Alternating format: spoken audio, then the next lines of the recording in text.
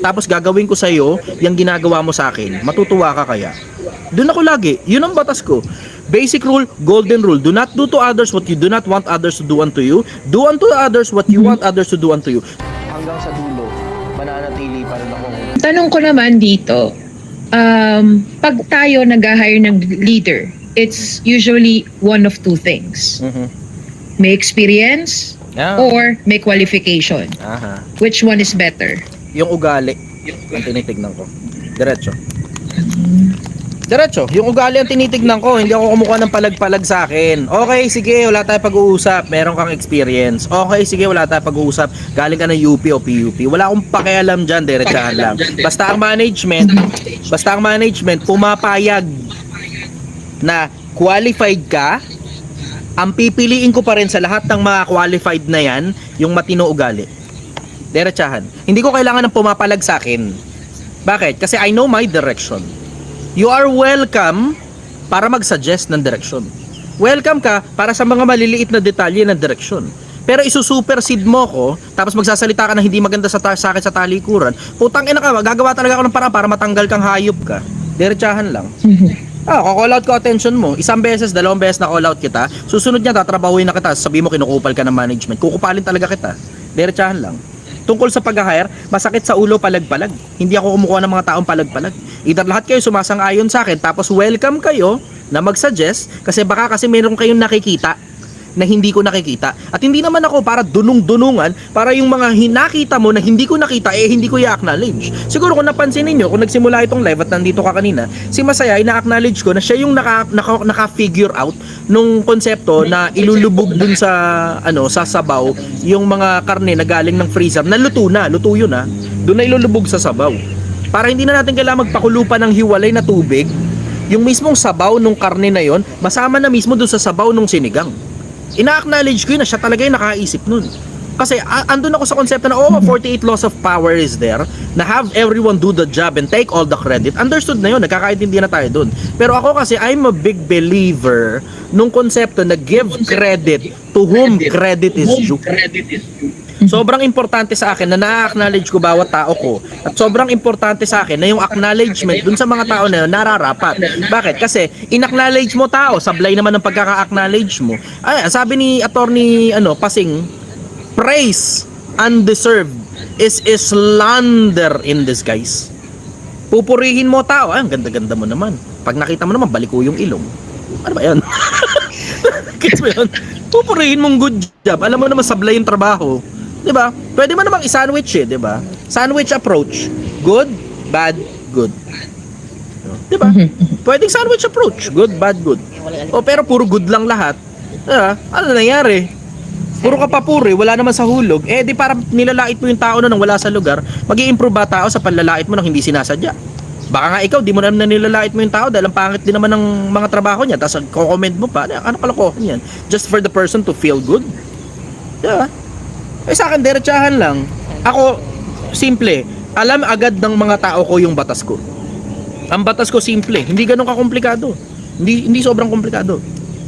Palitan tayo ng kalagayan, maintindihan mo. Lagay ka lang sa posisyon ko. Na ikaw, empleyado. Kung halimbawa, ikaw yung boss, gusto mo bang ginaganyan ka ng empleyado mo? Ayun, minsan panahon may mga empleyado ako na ganyan, nagsasalita mo, pansinin mo, hindi masyadong maraming tao yung nagsasalita ng hindi maganda tungkol sa akin sa mga dating naging empleyado ko.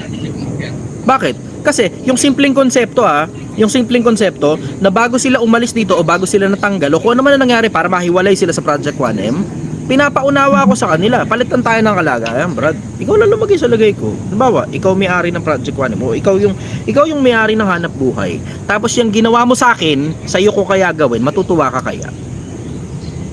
Ganun. O dun sa punto na yun, alam mo hindi magagalit masyado sa iyo tao. O baka sumama yung loob ng tao sa iyo kasi paulit-ulit mo na lang siya sinisita sa parehas na pagkakamali na hindi niya inaayos. Pero ang bottom line yan, hindi mo ako masisisi kung tinanggal kita at hindi mo ako masisisi na umalis ka rito dahil nakulitan ka sa akin. Kasi paulit-ulit kong din sinasabi sa iyo na palit kaya tayo ng kalagayan, ikaw kaya yung negosyante. Tapos gagawin ko sa iyo yung ginagawa mo sa akin. Matutuwa ka kaya? Doon ako lagi. Yun ang batas ko. Basic rule, golden rule. Do not do to others what you do not want others to do unto you. Do unto others what you want others to do unto you. So ako, I am operating with that golden rule in mind. Ano ba gusto mo? Ano ang gusto ko bilang empleyado kung ako, ang empleyado ng Project 1M? Gusto ko maraming pera. Bakit? Naghahanap buhay ka para sa pera eh.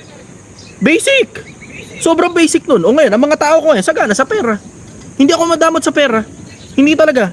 Wala makakapagsabi sa akin, hindi, pinagdamutan kami ni Chester. Oo, mababa nga sweldo rito, pero nakadepende sa performance mo. Pag ang performance mo maayos dito, hindi ka pagdadamutan, ang dami mong pera dito.